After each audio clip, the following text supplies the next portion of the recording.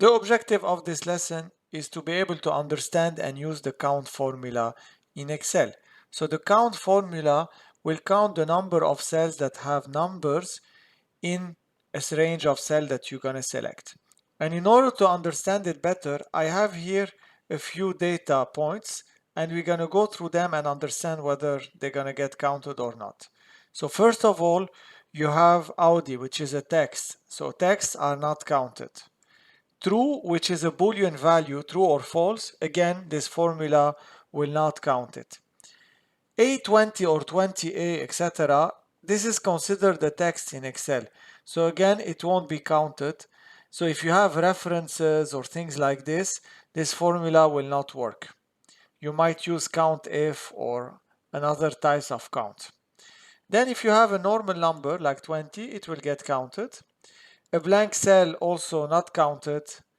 Now, if you get the same number, sometimes when you download data from systems, it comes as text in your Excel, like this one. This one is actually a text, it's not a number. Because if you check it out, you have here this warning sign and it tells you to convert it to number stored as text. So this formula will not count it. And then finally, if you have a date is kind of a number in Excel. If you see, when I clicked on this, it converted it to a number, so it will count it. Let's try our formula on this range, and you have only two cells that needs to be counted, so we'll try it out. You do count, open parentheses, you put your range, and then you close parentheses, and you get 2.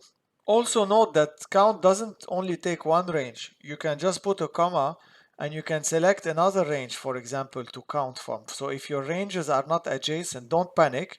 You can just select another range here and then press enter, and then it will get included in your calculation.